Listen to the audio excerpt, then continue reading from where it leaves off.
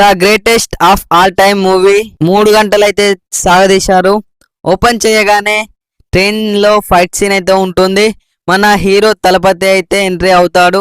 ఈ మూవీలో గాంధీ అనే పేరుతో ఉంటాడు. అతడు నలుగురు కలిసి అయితే రెస్క్యూ స్క్వాడ్ వర్క్ అయితే చేస్తారు. గాంధీ వాళ్ళ వైఫ్ ప్రెగ్నెంట్. అతడికి ఒక కొడుకు ఉంటాడు. 5గురు కలిసి అయితే స్క్వాడ్ ఆపరేషన్ చేస్తారు.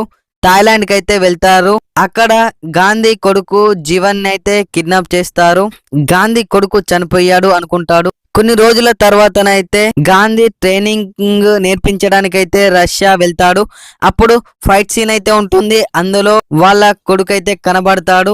అప్పుడు డబుల్ యాక్షన్ అండ్ రోల్ అయితే ఉంటుంది. గాంధీ తన కొడుకునైతే ఇండియాకి తీసుకువెళ్తాడు.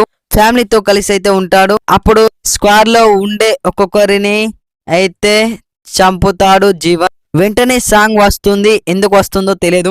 విలన్ వాళ్ళ ఫ్యామిలీ చనిపోయిన తర్వాత గాంధీ కొడుకుని అయితే కిడ్నాప్ చేశాడు అని తెలుస్తుంది. హీరో గాంధీ వాళ్ళ కొడుకు అందరినీ చంపుతాడు అని తెలిసింది. తర్వాతనైతే జీవన్ క్రికెట్ గ్రౌండ్ లో బాంబు బ్లాస్ట్ అయితే చేద్దాం అనుకుంటాడు. హీరో గాంధీ అయితే అప్పుడు వాళ్ళ కొడుకుని చంపేస్తాడు. ఈ మూవీ బాగా లాగ్ చేశాడు. సాంగ్స్ ఎందుకు వస్తున్నాయో తెలియదు. ఫైట్ సీన్ అయితే లాగ్ ఉంటుంది. Movie fail. Double action role set కాలేదు. ఈ మూవీ వినయ విజయ రామ మూవీ లాగా ఉంది. ఇలాంటి రివ్యూల కోసం మన ఛానల్ అయితే సబ్స్క్రైబ్ చేసుకోండి.